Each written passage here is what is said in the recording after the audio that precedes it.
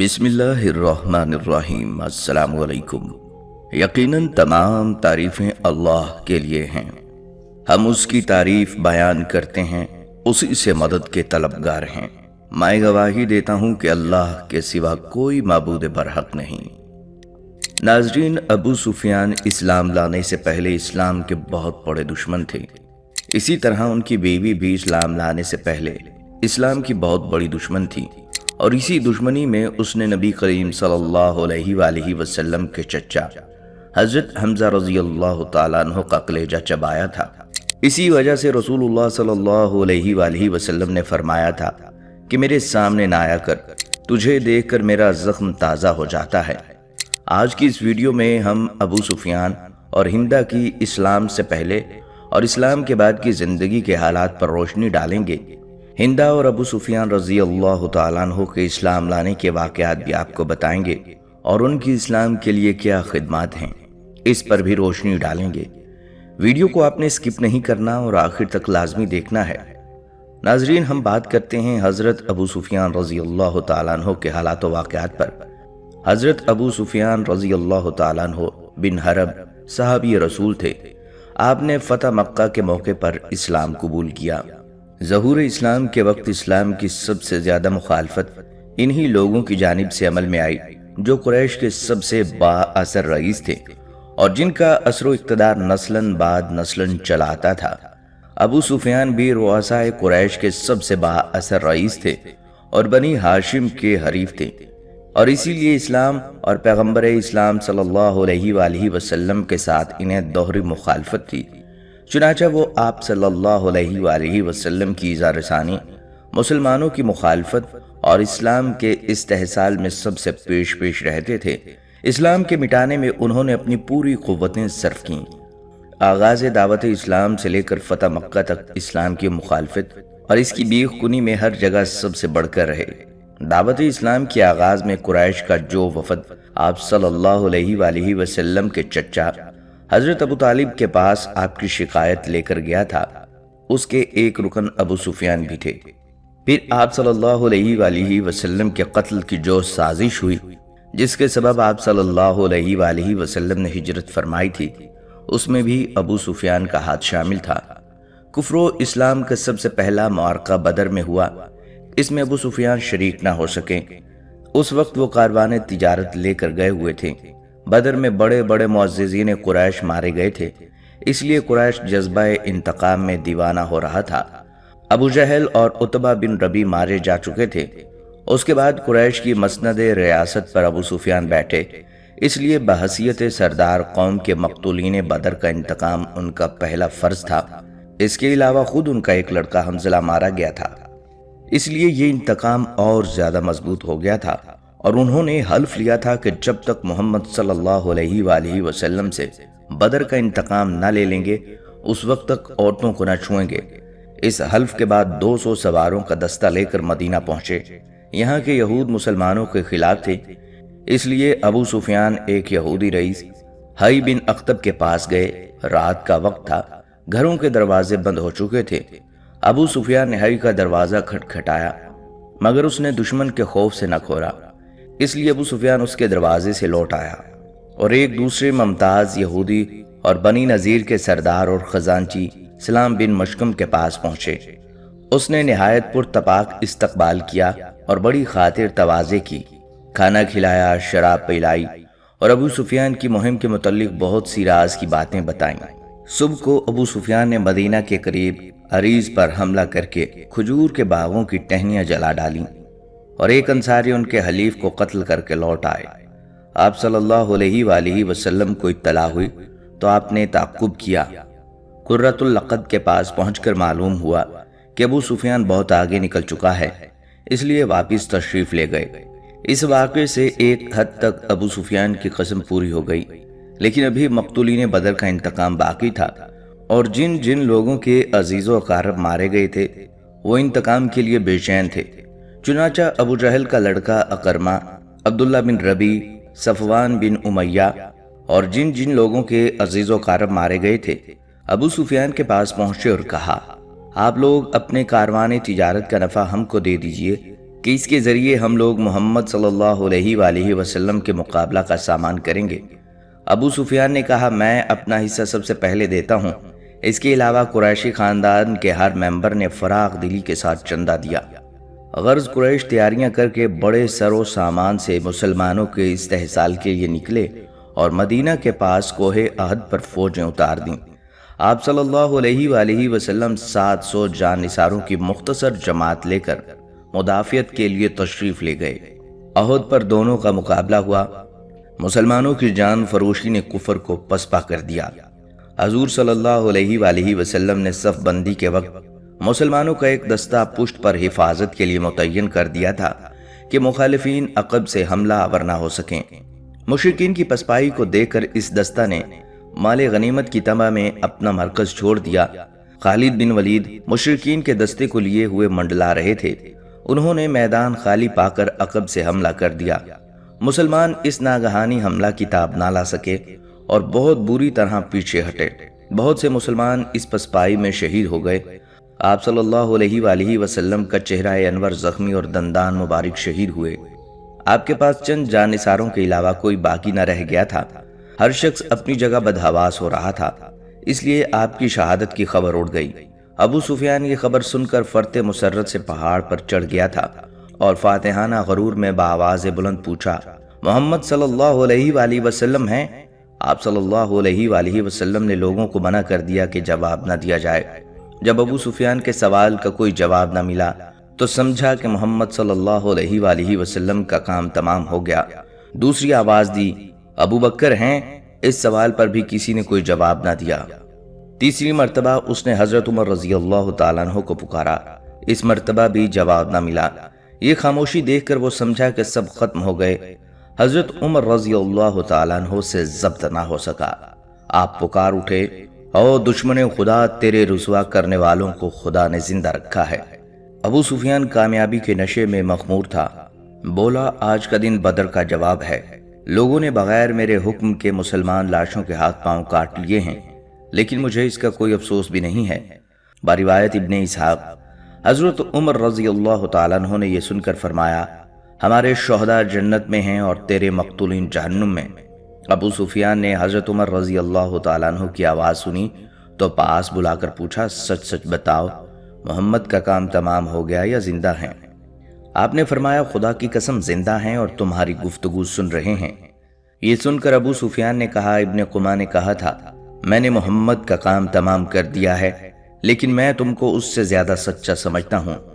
اختتام جنگ کے بعد آپ صلی اللہ علیہ وآلہ وسلم نے احتیاطاً قریش کے تعاقب میں 70 آدمی بھیجے تاکہ وہ دوبارہ نہ لوٹ سکیں۔ دوسرے دن خود بنفس نفیس مقام ہمراہ اسد تک تعاقب میں تشریف لے گئے۔ آپ صلی اللہ علیہ وآلہ وسلم کا خطرہ صحیح تھا۔ ابو سفیان یہ خیال کر کے کہ ابھی مسلمانوں کا پورا استحصال نہیں ہوا، بمقام روہار سے دوبارہ واپسی کا قصد کر رہا تھا کہ اس دوران میں قبیلہ خزاعہ کے رئیس معبد سے، جو مسلمانوں کی شکست کی خبر سن کر تصدیق کے لیے آیا تھا اور اب واپس جا رہا تھا، ملاقات ہوئی۔ اس نے ابو سفیان سے اپنا خیال ظاہر کیا۔ اس نے کہا، میں ابھی اپنی آنکھوں سے دیکھتا چلا رہا ہوں، محمد صلی اللہ علیہ وآلہ وسلم اس سر و سامان کے ساتھ آ رہے ہیں کہ ان کا مقابلہ سخت دشوار ہے۔ یہ خبر سن کر ابو سفیان نے ارادہ بدل دیا۔ احد کے بعد یہودیوں نے مسلمانوں کے خلاف تحریک شروع کی۔ ابو سفیان اس میں بھی پورے طور سے معاون اور مددگار تھے۔ 5 ہجری میں جب عرب قبائل نے مسلمانوں کے استحصال کے لیے مدینہ پر ہجوم کیا تو قریش بھی ابو سفیان کی قیادت میں جمع ہوئے، لیکن یہ طوفان ہوا کی طرح اڑ گیا۔ یہی متحدہ اجتماع جنگ خندق کے نام سے مشہور ہے۔ 6 ہجری میں آپ صلی اللہ علیہ وآلہ وسلم نے قرب و جوار کے تمام امراء اور فرمان رواؤں کے نام دعوت اسلام کے خطوط بھیجے تو ایک خط ہرقل کے نام بھی بھیجا۔ وہ صحیح عیسوی مذہب کا پیرو اور حق کا متلاشی تھا، اس لیے اس نے آپ صلی اللہ علیہ وآلہ وسلم کے حالات معلوم کرنا چاہے۔ اتفاق سے اس وقت قریش کا کارواں تجارت شام کے لیے آیا ہوا تھا، اس میں ابو سفیان بھی تھا۔ ہرقل نے آپ صلی اللہ علیہ وآلہ وسلم کے حالات دریافت کرنے کے لیے اس قافلے کو ایلیا طلب کیا اور تمام ارکان سلطنت کے روبرو ترجمان کے ذریعے سے سوالات شروع کیے۔ سب سے پہلے پوچھا، تم میں سے کون ہے جو اس شخص کو نبی سمجھتا ہے؟ زیادہ قریبی تعلق رکھتا ہے۔ ابو سفیان نے اپنے آپ کو پیش کیا اور کہا، میں اس کا قریب تر عزیز ہوں۔ ہرقل نے اسے قریب بلایا اور دوسرے قریشیوں سے کہا، میں اس سے اس شخص یعنی آپ صلی اللہ علیہ وآلہ وسلم کے متعلق سوالات کروں گا، جہاں وہ غلط جواب دے تم لوگ فوراً ٹوک دینا۔ ابو سفیان کا بیان ہے کہ اگر اس وقت مجھ کو اپنے ہمراویوں کی تردید کرنے کا خطرہ نہ ہوتا تو میں جھوٹ بول دیتا۔ اس اہتمام کے ساتھ سوالات و جوابات شروع ہوئے۔ ہرقل نے پوچھا، قریش میں اس شخص کا نسب کیسا ہے؟ ابو سفیان بولا، قریش کا عالی نسب آدمی ہے۔ ہرقل نے پوچھا، اس سے پہلے تم میں سے کسی نے نبوت کا دعویٰ کیا تھا؟ ابو سفیان بولا، نہیں۔ ہرقل نے پوچھا، شرفا و معززین اس کے پیرو ہیں یا کمزور و ناتمام؟ ابو سفیان بولا، ناتمام اور کمزور۔ ہرقل نے پوچھا، اس کی تعداد بڑھتی جا رہی ہے یا گھٹ ہو رہی ہے؟ ابو سفیان بولا، بڑھتی جا رہی ہے۔ ہرقل بولا، کوئی شخص اس مذہب کو قبول کرنے کے بعد اس سے بیزار ہو کر مرتد بھی ہوا؟ ابو سفیان نے بولا، نہیں۔ ہرقل نے پوچھا، کبھی اس نے دھوکہ یا فریب دیا؟ ابو سفیان بولا، نہیں، البتہ اس دوران مجھے حال معلوم نہیں۔ ابو سفیان کا بیان ہے کہ اس سوال کے علاوہ اور کسی میں مجھے اپنی طرف سے ملانے کا موقع نہیں ملا۔ ہرقل نے پوچھا، اس شخص سے اور تم لوگوں سے کبھی جنگ بھی ہوئی ہے؟ ابو سفیان بولا، ہاں۔ ہرقل نے پوچھا، اس کا نتیجہ کیا رہا؟ ابو سفیان نے کہا، کبھی وہ غالب رہے اور کبھی ہم۔ ہرقل نے پوچھا، وہ تم کو کس چیز کا حکم دیتا ہے؟ ابو سفیان بولا، وہ کہتا ہے خدا تنہا ہے، واحد ہے، اس کی عبادت کرو، اس میں کسی کو شریک نہ کرو، اور اپنے آباء و اجداد کے مذہب کو چھوڑ دو، نماز پڑھو، خیرات کرو، صلہ رحمی کرو، پاک دامن رہو۔ اس گفتگو کے بعد ہرقل کو آپ صلی اللہ علیہ وآلہ وسلم کی صداقت اور آپ صلی اللہ علیہ وآلہ وسلم کی نبوت کا پورا یقین ہو گیا، اور اس نے بطارکہ کے سامنے علل اعلان آپ صلی اللہ علیہ وآلہ وسلم کی رسالت کا اعتراف کیا۔ ناظرین، 8 ہجری میں جب آپ صلی اللہ علیہ وآلہ وسلم نے تحریر کعبہ کے لیے مکہ پر فوج کشی کا ارادہ کیا تو لوگوں سے اسے مخفی رکھنے کا اہتمام کیا، مگر مکہ میں آپ صلی اللہ علیہ وآلہ وسلم کی آمد کی خبریں پہنچ گئیں۔ اس وقت وہ مشرکین جنہوں نے آپ صلی اللہ علیہ وآلہ وسلم کو نہایت بے کسی کی حالت میں اس ارض مقدس سے جلا وطن کیا تھا، اپنے انجام سے بہت گھبرائے کہ اب اسلام کے سیلاب کو روکنا ان کے بس سے باہر ہو چکا تھا۔ آپ صلی اللہ علیہ وآلہ وسلم نے مکہ کے قریب پہنچ کر مرزہران میں قیام فرمایا۔ ابو سفیان، حکیم بن حزام اور بدیل بن ورقہ تحقیقات کے لیے نکلے۔ دور سے دیکھا کہ مرزہران کا میدان رات کی تاریکی میں روشنی کی کثرت سے وادی ایمن بنا ہوا ہے۔ ابو سفیان نے کہا، یہاں عرفہ کی جیسی روشنی کیسے ہو رہی ہے؟ بدیل نے کہا، بنی عمر آگ روشن کیے ہیں۔ ابو سفیان نے اعتراض کیا، ان کی تعداد اتنی کہاں ہے؟ گو قریش نے مسلمانوں کی بڑی ستم آرائیاں کی تھیں، پھر بھی وہ رسول اللہ صلی اللہ علیہ وآلہ وسلم اور اکثر اکابر صحابہ کے ہم خاندان تھے، اور ان میں ان کے رشتہ دار بھی موجود تھے۔ اس لیے حضرت عباس کے دل میں خیال آیا کہ اگر آپ صلی اللہ علیہ وآلہ وسلم مکے میں داخل ہو گئے اور قریش نے پہلے سے جان اور مال کی امان نہ لے لی تو سب تباہ ہو جائیں گے۔ چنانچہ وہ اس تلاش میں نکلے کہ اگر مکہ جانے والا کوئی آدمی مل جائے تو اس کی زبانی قریش سے کہہ بھیجیں کہ رسول اللہ صلی اللہ علیہ وآلہ وسلم مرزہران تک پہنچ چکے ہیں، وہ لوگ آ کر جان بخشی کرا لیں۔ اتفاق سے حضرت عباس اسی سمت گئے جدھر ابو سفیان اور بدیل تھے۔ ابو سفیان کی آواز سن کر حضرت عباس نے اس کو پکارا۔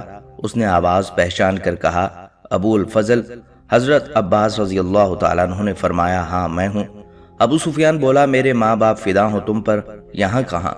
فرمایا، رسول اللہ اور مسلمان آ گئے ہیں۔ ابو سفیان نے کہا، پھر کوئی تدبیر بتاؤ۔ حضرت عباس نے ان کے ساتھیوں کو لوٹا دیا اور انہیں عفو و تقصیر کے لیے اپنے ساتھ سوار کر کے حضور صلی اللہ علیہ وآلہ وسلم کی خدمت میں لے چلے۔ حضرت عباس ابو سفیان کو لے تو چلے، مگر وہ اشتہاری مجرم تھا اور تمام مسلمان اس سے خار کھاتے تھے۔ روشنی کی کثرت بھی مزید راز فاش کیے دیتی تھی۔ قدم قدم پر ہر لوگ سوال کرتے تھے، یہ کون ہے؟ لیکن پھر رسول اللہ صلی اللہ علیہ وآلہ وسلم کا اونٹ اور حضرت عباس کو دیکھ کر سمجھ جاتے کہ یہ رسول اللہ صلی اللہ علیہ وآلہ وسلم کے چچا ہیں۔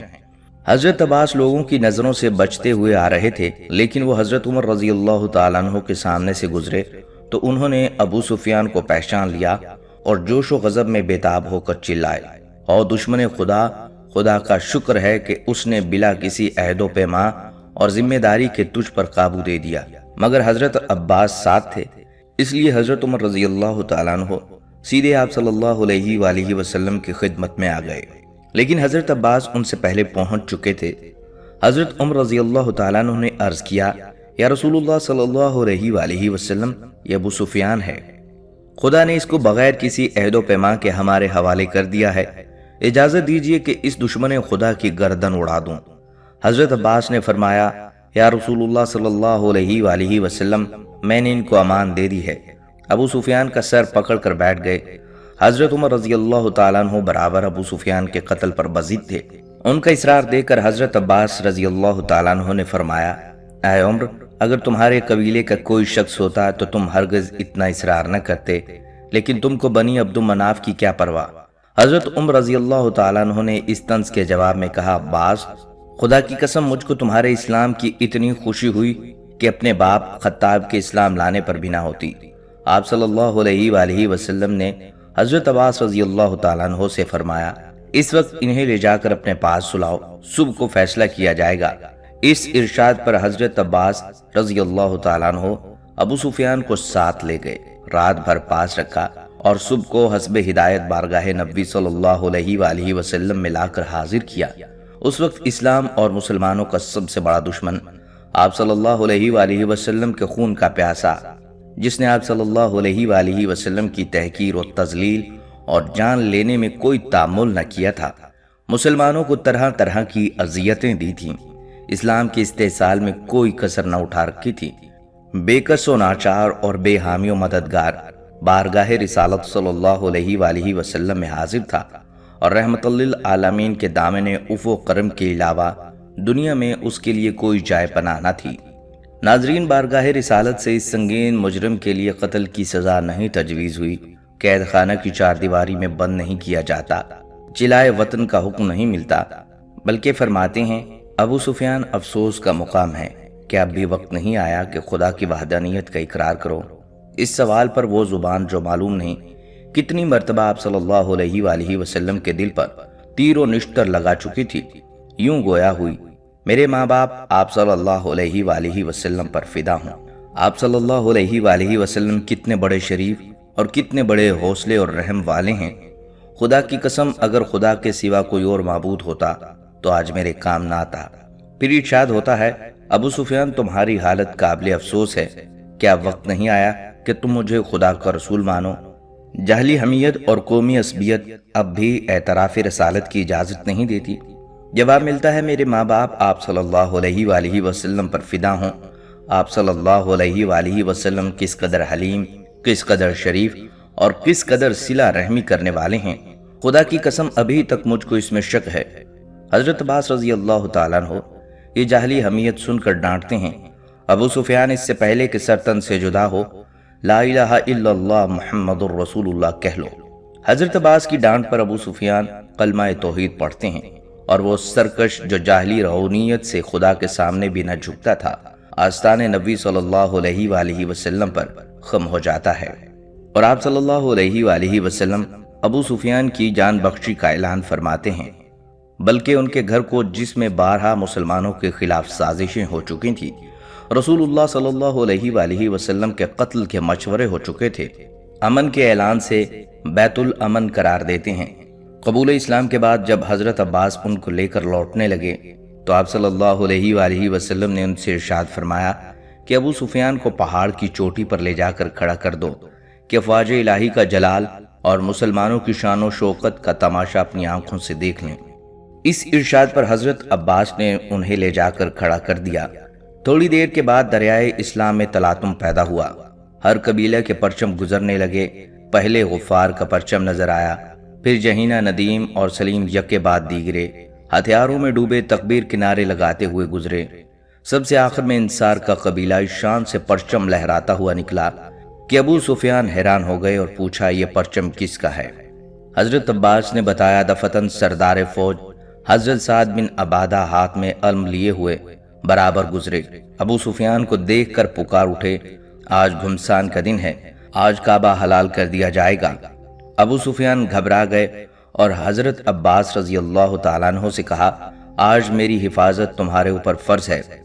سب سے آخر میں قبہ رسالت نمودار ہوا۔ حضرت زبیر بن عوام کے ہاتھوں میں علم تھا۔ آپ صلی اللہ علیہ وآلہ وسلم ابو سفیان کے قریب سے گزرے اور جمال مبارک پر ان کی نظر پڑی تو بآواز بلند پکار کر کہا آپ کو معلوم ہے ابھی سعد بن عبادہ کیا کہہ گئے ہیں؟ پوچھا کیا کہا؟ ابو سفیان نے بتایا۔ آپ صلی اللہ علیہ وآلہ وسلم نے ارشاد فرمایا غلط ہے، آج کعبہ کی عظمت کا دن ہے، آج اس پر غلاف چڑھا دیا جائے گا۔ ناظرین، قبول اسلام کے بعد ابو سفیان رضی اللہ تعالیٰ عنہ سب سے پہلے غزوہ حنین میں شریک ہوئے۔ آپ صلی اللہ علیہ وآلہ وسلم نے حنین کے مال غنیمت سے انہیں 100 اونٹ عنایت فرمائے۔ حنین کے بعد طائف کے محاصرہ میں شرکت کی۔ جب طائف کے محصورین مسلمانوں پر لوہے کی گرم سلاخیں برسانے لگے تو اس کے جواب میں مسلمانوں نے ان کی انگور کی ٹہنیوں کو نذر آتش کیا۔ قریش کی بہت سی لڑکیاں قبیلہ ثقیف میں بیاہی ہوئی تھیں۔ خود ابو سفیان کی لڑکی آمنہ عروہ بن مسعود ثقفی کے عقد میں تھی، اس لیے ابو سفیان اور مغیرہ بن شعبہ ثقیف سے گفتگو کرنے کے لیے جا رہے تھے۔ جنگ چھڑی ہوئی تھی، اس لیے عورتوں نے گرفتاری کے خوف سے ملنے سے انکار کر دیا۔ ابن الاسود ثقفی اپنے قبیلہ کے نہایت متمول شخص تھے۔ انہوں نے آ کر کہا کہ اگر محمد صلی اللہ علیہ وآلہ وسلم نے ہمارے سرسبز و شاداب باغوں کو تاراج کر دیا تو پھر وہ کبھی آباد نہ ہو سکیں گے، اس لیے تم دونوں جا کر میرے لیے انہیں خدا اور صلہ رحمی کے واسطے سے چھوڑ دینا۔ آپ صلی اللہ علیہ وآلہ وسلم نے ان کی درخواست منظور کر لی۔ اس غزوہ میں ابو سفیان کی ایک آنکھ جاتی رہی اور جہاد فی سبیل اللہ کا پہلا تمغہ ملا۔ طائف کے بعد مغیرہ بن شعبہ کے ساتھ بنی ثقیف کا صنم کدہ ڈھانے پر معمور ہوئے۔ ایک روایت سے معلوم ہوتا ہے کہ رسول اللہ صلی اللہ علیہ وآلہ وسلم نے نجران کا عامل بھی بنا دیا تھا اور آپ صلی اللہ علیہ وآلہ وسلم کی وفات کے وقت وہ یہیں تھے۔ حضرت عمر رضی اللہ تعالیٰ عنہ کے عہد خلافت میں شام کی فوج کشی میں اپنے پورے کنبے کو لے کر شریک ہوئے۔ خود یہ، ان کے بیٹے یزید، معاویہ اور ان کی بیوی ہندہ سب شریک تھے۔ یرموک کی جنگ میں انہوں نے بڑا نمایاں حصہ لیا۔ جب مسلمانوں پر رومیوں کا ریلا زیادہ ہوا تو ابو سفیان بارگاہ الہی میں فتح و نصرت کی دعا کرتے جاتے تھے اور مسلمانوں کو ابھارتے جا رہے تھے۔ اللہ، تم لوگ عرب کا حالہ اس کا خلاصہ اور اسلام کے دست بازو ہو، اور تمہارے حریف روم کا حالہ اس کا خلاصہ اور مشرکین کے مددگار ہیں۔ خدایا، آج کا دن تیرا دن ہے، اپنے عاجز بندوں کی مدد فرما۔ اس کی بیوی ہندہ مردانہ ہمت کے ساتھ مسلمانوں کو للکارتی تھیں کہ مسلمانوں، غیر مختونوں کو لینا۔ اس غزوہ میں ابو سفیان کی دوسری آنکھ بھی جاتی رہی اور خدا کی راہ میں ظاہری بینائی سے محروم ہو گئے۔ غرض اسلام قبول کرنے کے بعد ہر میدان میں صف اول میں ہی نظر آئے۔ ناظرین، اگر اولاد کی بات کی جائے تو یزید اور معاویہ رضی اللہ تعالیٰ عنہ دو نامور بیٹے تھے۔ دونوں نے تاریخ اسلام میں بڑا نام پیدا کیا۔ یزید نے شام کی فتوحات میں بے شمار نمایاں کام کیے اور امیر معاویہ رضی اللہ تعالیٰ عنہ تاریخ اسلام کے مشہور بادشاہ ہوئے ہیں۔ آپ نے حضرت عثمان رضی اللہ تعالیٰ عنہ کے عہد خلافت میں وفات پائی۔ اس وقت آپ کی عمر 88 سال تھی۔ حضرت عثمان رضی اللہ تعالیٰ عنہ نے نماز جنازہ پڑھائی۔ بعض روایتوں کے مطابق خود امیر معاویہ رضی اللہ تعالیٰ عنہ نے نماز پڑھائی۔ ناظرین، یہ تھا تذکرہ حضرت ابو سفیان رضی اللہ تعالیٰ عنہ کے قبول اسلام اور اسلام کی خدمت کا۔ اب ذکر کرتے ہیں ہندہ کا، جو ابو سفیان رضی اللہ تعالیٰ عنہ کی بیوی ہیں اور معاویہ رضی اللہ تعالیٰ عنہ کی والدہ ہیں۔ آپ کو تاریخ میں ہندہ بنت عتبہ کے نام سے بھی پکارا جاتا ہے۔ ناظرین، آپ کو بتاتے چلیں کہ ہندہ رضی اللہ تعالیٰ عنہ کا والد عتبہ بن ربی قریش کا معزز ترین سردار تھا۔ ماں کا نام صفیہ بنت امیہ تھا۔ پہلے فاقہ بن مغیرہ مخزومی سے نکاح ہوا، ان سے نبھا نہ ہو سکا تو ابو سفیان بن حرب کے نکاح میں آئیں۔ یاد رہے کہ اسلام قبول کرنے سے پہلے ہندہ کا باپ عتبہ بن ربی اور شوہر ابو سفیان اسلام کے سخت دشمن تھے اور ہندہ بھی اسلام دشمنی میں ان سے کم نہ تھی۔ ہجرت کے بعد 2 ہجری میں غزوہ بدر پیش آیا۔ اس میں ہندہ کا والد عتبہ قریش کے کئی دوسرے سرداران کے ہمراہ مارا گیا، جن میں ابو جہل بھی تھا۔ اس کے بعد مشرکین مکہ کی قیادت ابو سفیان کے ہاتھ میں آئی۔ ہندہ نے بڑے جوش و جذبے کے ساتھ اپنے شوہر کا ہاتھ بٹایا۔ وہ بڑی شعلہ بیان مقرر تھی اور باپ کے قتل نے اس کے دل میں جذبہ انتقام کے شعلے بھڑکا دیے تھے، اور اسی انتقام کی وجہ سے 3 ہجری میں مشرکین مکہ نے ابو سفیان کی زیر قیادت بڑی تیاری کے ساتھ مدینے پر حملہ کیا اور غزوہ احد پیش آیا۔ ہندہ خصوصی طور پر حضرت حمزہ رضی اللہ تعالیٰ عنہ سے انتقام لینا چاہتی تھی، جنہوں نے ان کے باپ کو قتل کیا تھا۔ چنانچہ انہوں نے جبیر بن معتم کے غلام وحشی کو حضرت حمزہ رضی اللہ تعالیٰ عنہ کے قتل پر آمادہ کیا۔ کہتے ہیں وحشی بھالا پھینکنے میں زبردست مہارت رکھتے تھے۔ جب لڑائی کا تنور گرم ہوا تو ہندہ نہایت شعلہ انداز بیان میں رجز پڑھ پڑھ کر کفار کو جوش دلا رہی تھی۔ وحشی گھات لگا کر بیٹھ گیا۔ حضرت حمزہ رضی اللہ تعالیٰ عنہ جو ہی اس کی زد میں آئے، اس نے اپنا بھالا پھینکا جو حضرت حمزہ رضی اللہ تعالیٰ عنہ کے جسم سے پار ہو گیا اور ان کی روح قبض سے انصری سے پرواز کر گئی۔ کفار کی عورتوں نے اس عظیم انسان کی شہادت پر پرمسرت گیت گائے۔ ہندہ نے جوش انتقام میں حضرت حمزہ رضی اللہ تعالیٰ عنہ کا پیٹ چاک کر کے جگر نکالا اور اسے چبانے لگی، لیکن یہ اس کے گلے سے اتر نہ سکا، اس لیے اگلنا پڑا۔ آپ صلی اللہ علیہ وآلہ وسلم کو اس دردناک واقعے سے بے حد صدمہ پہنچا۔ 8 ہجری میں رسول اللہ صلی اللہ علیہ وآلہ وسلم نے مکہ فتح کیا اور فاتحانہ شان میں 10,000 صحابہ کرام کے ساتھ مل کر مکہ میں داخل ہوئے۔ اس وقت کوئی طاقت ایسی نہ تھی جو رسول اللہ صلی اللہ علیہ وآلہ وسلم کو روک سکتی تھی، لیکن رحمت دو عالم صلی اللہ علیہ وآلہ وسلم نے اپنے بدترین دشمنوں کو بھی معاف کر دیا، حتیٰ کہ اعلان فرمایا کہ جو شخص ابو سفیان رضی اللہ تعالیٰ عنہ کے گھر میں پناہ لے گا اسے بھی کچھ نہ کہا جائے گا۔ 8 ہجری میں رسول اللہ صلی اللہ علیہ وآلہ وسلم نے مکہ فتح کیا اور فاتحانہ شان سے 10,000 صحابہ کے ساتھ مکہ میں داخل ہوئے۔ اس وقت کوئی ایسی طاقت نہ تھی جو رسول اللہ صلی اللہ علیہ وآلہ وسلم کو روک سکتی تھی، لیکن رحمت دو عالم صلی اللہ علیہ وآلہ وسلم نے اپنے بدترین دشمنوں کو بھی معاف کر دیا، حتیٰ کہ اعلان فرمایا کہ جو شخص ابو سفیان رضی اللہ تعالیٰ عنہ کے گھر میں پناہ لے گا اسے بھی کچھ نہ کہا جائے گا۔ ابو سفیان رضی اللہ تعالیٰ عنہ نے فتح مکہ سے 1-2 دن پہلے اسلام قبول کر لیا تھا۔ ابو سفیان رضی اللہ تعالیٰ عنہ کے اسلام لانے کا واقعہ تو آپ سن چکے، اب ہندہ پر بھی اسلام کی صداقت واضح ہو چکی تھی، چنانچہ وہ برقع پوش خواتین کے ہمراہ رسول اللہ صلی اللہ علیہ وآلہ وسلم کی خدمت اقدس میں حاضر ہوئی اور اسلام قبول کیا۔ روایات بتاتی ہیں کہ ہندہ بنت عتبہ رضی اللہ تعالیٰ عنہ نے اپنے خاوند ابو سفیان رضی اللہ تعالیٰ عنہ کے مسلمان ہونے کے بعد فتح مکہ کے دن اسلام قبول کیا اور وہ دونوں اپنے نکاح پر قائم رہے۔ جب نبی صلی اللہ علیہ وآلہ وسلم مردوں سے بیعت لینے کے بعد عورتوں سے بیعت لینے گئے تو عورتوں میں ہندہ بنت عتبہ رضی اللہ تعالیٰ عنہ بھی موجود تھیں۔ اس نے اس خوف کے پیش نظر اپنا حلیہ بدل رکھا تھا کہ کہیں رسول اللہ صلی اللہ علیہ وآلہ وسلم اسے پہچان نہ لیں، چونکہ اس نے غزوہ احد کے موقع پر آپ صلی اللہ علیہ وآلہ وسلم کے چچا حضرت حمزہ رضی اللہ تعالیٰ عنہ کے ساتھ جو بہیمانہ سلوک کیا تھا اس کا منظر اس کے سامنے تھا۔ آپ صلی اللہ علیہ وآلہ وسلم نے عورتوں سے یہ بیعت لی کہ وہ اللہ کے ساتھ کسی کو شریک نہیں ٹھہرائیں گی، چوری نہیں کریں گی، زنا نہیں کریں گی، اپنی اولاد کو قتل نہیں کریں گی، کسی پر بہتان نہیں لگائیں گی اور اچھے کاموں کی مخالفت نہیں کریں گی۔ جب نبی صلی اللہ علیہ وآلہ وسلم نے فرمایا کہ چوری نہیں کریں گی تو ہندہ کہنے لگی، اے اللہ کے رسول صلی اللہ علیہ وآلہ وسلم، ابو سفیان ایک بخیل آدمی تھے، وہ مجھے اتنا مال نہیں دیتا تھا جو میرے اور میرے بچوں کے لیے کافی ہو، اگر میں اس کے علم میں لائے بغیر اس کے مال سے کچھ لوں تو اس میں کوئی حرج تو نہیں؟ اس پر آپ صلی اللہ علیہ وآلہ وسلم نے فرمایا، تو اس کے مال سے اس قدر لے سکتی ہے جو تجھے اور تیرے بچوں کی کفایت کرے۔